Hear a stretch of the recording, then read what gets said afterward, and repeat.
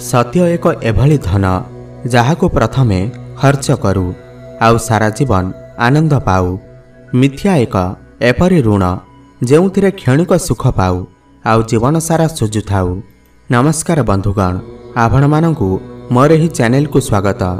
आज रही कार्यक्रम मेष राशि पाई बहुत गुरुत्वपूर्ण अछि। आज आमे जानिबा मेष राशि 2024 अगस्ट मासटी किपरि रहिबा। मेष राशि मासिक राशिफल उपरे आलोचना करिबा। मेष राशि व्यक्तिविशेषंकर अगस्ट मासटी किपरि रहिबा संपूर्ण भावरे आमे सही विषय रे आलोचना करिबा। सेमानकर स्वास्थ्य, शिक्षा, प्रेम संपर्क, वैवाहिक जीवन, भाग्य, क्यारियर एवं व्यापार वाणिज्य उपरे विस्तार भावरे आलोचना करिबा। नवग्रहंकर स्थिति मध्य देखिबा। नवग्रह कि प्रकार फल देबारे सक्षम हेबे।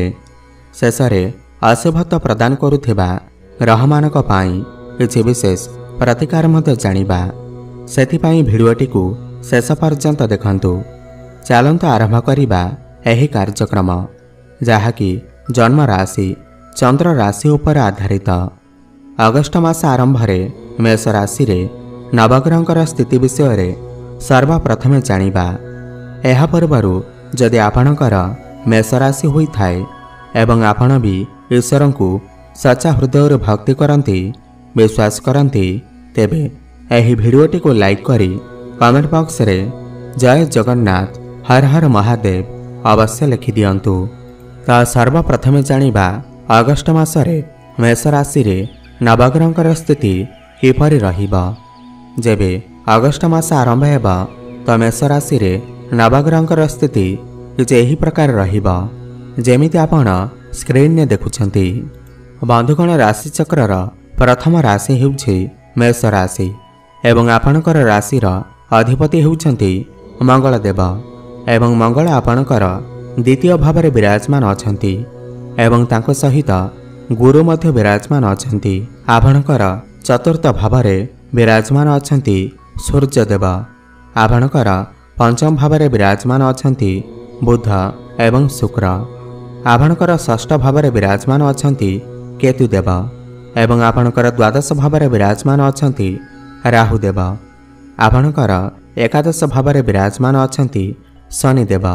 ध्यान देई सुनंतु। सबुठ प्रथमे जानिबा आपणकर स्वास्थ्य किपरि रहिबा एही अगस्ट मास 2024 रे। बंधुगण, प्रथम भाव होई थाए आमर स्वास्थ्यर भाव, इम्यूनिटी सिस्टमर भाव एवं प्रथम भावर अधिपति हेउछंती मंगल देव एवं मंगल आपणकर द्वितीय भावरे विराजमान अछंती। किंतु 26 अगस्त को मंगल आपणकर तृतीय भाव को चलन करिवे। तो 26 अगस्त परे आपणकर स्वास्थ्य टिके समस्या आसी पारे। आपणको समस्त काम कार्य रे अधिक परिश्रम करने को पड़ी पारे, अधिक ट्रैवल करने को पड़ी पारे, जहा फल रे थकापन भली समस्या देखा देई पारे, मुंड बिंधा भली समस्या देखा देई पारे। किंतु 26 अगस्त पूर्व आपणकर स्वास्थ्य बहुत भल अछि। 26 अगस्त पर आपण टिके आपणकर स्वास्थ्यर ध्यान रखंतु, कारण तृतीय भाव कुंडली रे एते भल विचार करा जाई न थाए। तृतीय भाव साहस पराक्रमर भाव होई थाए। तो अधिक परिश्रम करबा जोगु आपणकर स्वास्थ्य टिके समस्या देखा देई पारे। एबे जानिबा आपणकर पाठपढ़ार स्थिति किपरि रहिबा एही अगस्ट मास 2024 रे विद्यार्थी मानक पाई किपरि रहिबा। बंधुगण, पंचम भाव होई थाए आपणकर शिक्षा क्षेत्रर भाव एवं पंचम भावर अधिपति हेउछंती सूर्य देव एवं सूर्य आपणकर चतुर्थ भावरे विराजमान अछंती एवं आपणकर पंचम भावरे बुध एवं शुक्र विराजमान अछंती। आपणक पाई सबुठ बड़ कथा यह हेउछे कि दुईटी शुभ ग्रह आपणकर पंचम भावरे विराजमान अछंती बुध एवं शुक्र। सूर्य मध्य आपणकर पंचम भाव को निज घर को आसीबे 16 अगस्त को। एही समय मध्यरे आपणकर पाठपढ़ा सर्वश्रेष्ठ रहिबा, बहुत उत्तम रहिबा। आपणकर पाठपढ़ारे उन्नति प्रगति आसीबा। काहेकिना पूरा गोटे वर्ष रे 1 मास सूर्य निज राशि को आसी थांती। तो विद्यार्थी मानक पाई 16 अगस्त परर समय बहुत भल अटे। सरकारी चाकरी पाई प्रयास करुवा छात्र छात्री मानक पाई यह अत्यंत शुभ समय अटे। आपण जदि कौनसी एडमिशन नेबाकु चाहुचंती तो शुभ समय अटे, आपण नहीं पारिबे। 16 अगस्त पर आपणकर जदि किछि एग्जाम अछि तो सेथिरे आपणकु निश्चिंत सफलता प्राप्ति हेबा। एबे जानिबा आपणकर प्रेम जीवन किपर रहिबा एह अगस्त मास 2024 रे। बंधुगण, पंचम भाव ही होइथाए आपणकर प्रेम जीवनर भाव एवं पंचम भावर अधिपति सूर्य आपणकर चतुर्थ भाव विराजमान अछंती। देखंतु बुध एवं शुक्र आपणकर पंचम भाव विराजमान अछंती। दुईटी शुभ ग्रह विराजमान अछंती एवं शुक्र मध्य प्रेमर कारक ग्रह एवं आपणकर पंचम भाव लक्ष्मी नारायण राजयोगर निर्माण होइछि। तो यह मासरे आपणकर प्रेम जीवन बहुत भल रहिबा, सर्वश्रेष्ठ रहिबा। आपण दुई जनक मध्यरे फिलिंग्स बढ़िबा, भल पाइबा बढ़िबा। आपणकर प्रेम जीवन रे जदि किसी समस्या चालुथिला, मिस अंडरस्टैंडिंग थिला, कथावार्ता बंद हो जाइथिला, ब्रेकअप हो जाइथिला, तो यह मासरे पूरा संभावना अछि कि पुनर्बार कथावार्ता आरंभ होई पारे, पैचअप मध्य होई पारे एवं प्रेम जीवन रे थिबा समस्त समस्या दूर होई जिबा। एवं आपणकर जदि कोनोसी प्रेम संपर्क रे आपण नाहंती तो आपण के ही समय मध्यरे कोनोसी प्रेम संपर्क रे पड़िबाकु पड़ी पारे। तो मोटामोटी देखिबाकु गले एही मासरे आपणकर प्रेम जीवन बहुत भल रहिबा, काहेकिना शुक्र एही सब जिनिसर कारक ग्रह अटंती। आपण दुई जनक मध्यरे मधुर संपर्क रहिबा, भ्रमणर जोग मध्य रहुअछि। एबे जानिबा आपणकर वैवाहिक जीवन किपर रहिबा एही अगस्त मास 2024 रे। बंधुगण, सप्तम भाव होइथाए आपणकर वैवाहिक जीवनर भाव एवं सप्तम भावर अधिपति होउछंती शुक्रदेव एवं शुक्र आपणकर पंचम भाव विराजमान अछंती, बुधंक सहित विराजमान अछंती। किंतु 25 अगस्त को शुक्र आपणकर षष्ठ भाव को गोचर करिवे एवं निचस्थ हेबे।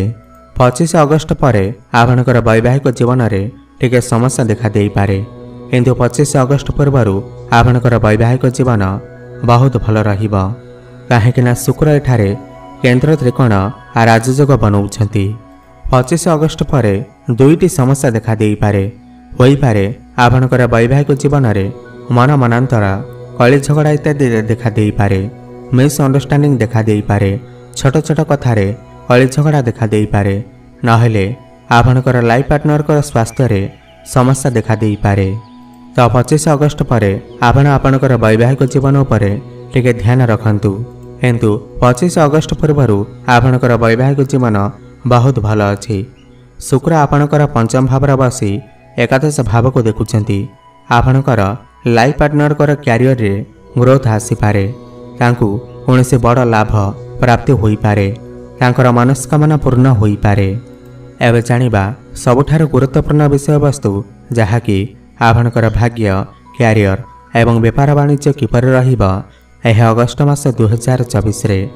बंधुगण, नवम भाव होइथाए आपणकर भाग्यर भाव एवं दशम भाव होइथाए आपणकर क्यारियर भाव एवं नवम भावर अधिपति हेउछंती देवगुरु बृहस्पति एवं बृहस्पति आपणकर द्वितीय भाव विराजमान अछंती।